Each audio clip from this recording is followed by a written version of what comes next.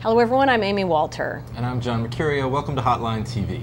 Well, as we all struggle to adjust to our first Monday without legendary Meet the Press anchor Tim Russert, Hotline TV remembers the impact he had on all of us and how he changed the way we cover politics.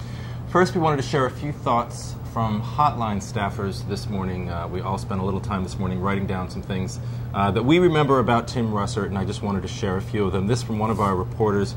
I think it says a lot about Russert's character that so many of the people with whom he came into contact not only admired him professionally, but also liked him personally. Another writes, "What I loved best and will miss most is the soundtrack to my Sunday mornings, NBC's trademark theme under the ever-booming Our Issues This Sunday." Another writer shared this thought. She said, "Growing up, my parents gave me an ultimatum. You can watch Meet the Press, or you can go to church. So at 10 years old, in an effort to avoid one religion, I found one I loved much more, politics." And finally, another writes, "What I always admired most about Tim Russert was his ability to intensely challenge his guests and leave no question unasked, while never being anything but professional, fair, good-natured, and respectful." So John, what about you? What stands out the most for you? You know, in reading these comments and in talking to the staff this morning, one thing that really stood out to me, we have a very young staff. We have a group of people in their 20s, early 20s, mid to late 20s. And the level to which Tim Russert's death affected them, I think, is really, really touching. As we just read, you know, these are people who were first sort of introduced to politics by him and by, you know, a few other people.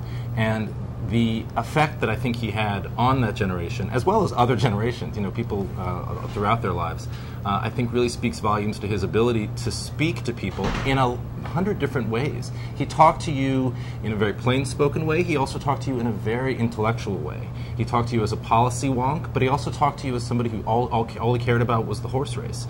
He talked about politics in a way that people 10 years old could appreciate, and he talked about it in a way that people who were 110 years old could appreciate. Granted, these aren't normal 10-year-olds, but these aren't your normal 10-year-olds. That said, love them.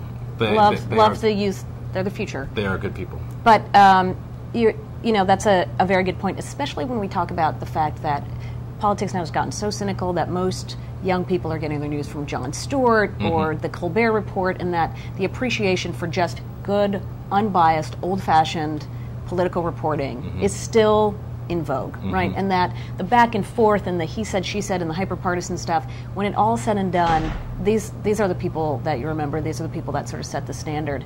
And, you know, what's amazing to me, too, is it's not just the horse race. We obviously remember him for the presidential, but that he had a love of politics that went beyond just the glamorous stuff. He loved getting involved in the House and Senate races. He brought, I mean, the fact that he brought Senate candidates to a debate on Meet the Press. These are mattered. And it mattered, and right? They were talking to just Oklahomans, and because he understood his audience, he also stood how important it was to get to know these people before they were senators, right? So not only could he then, of course, I'm sure, run the tape.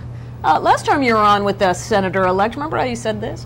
But that the relationship building began before these guys even got here. So I think that was very smart, very impressive. And it's amazing that we have this whole race to experience now without him. I know, it does seem that we're all lost. It's a little daunting. It is very daunting.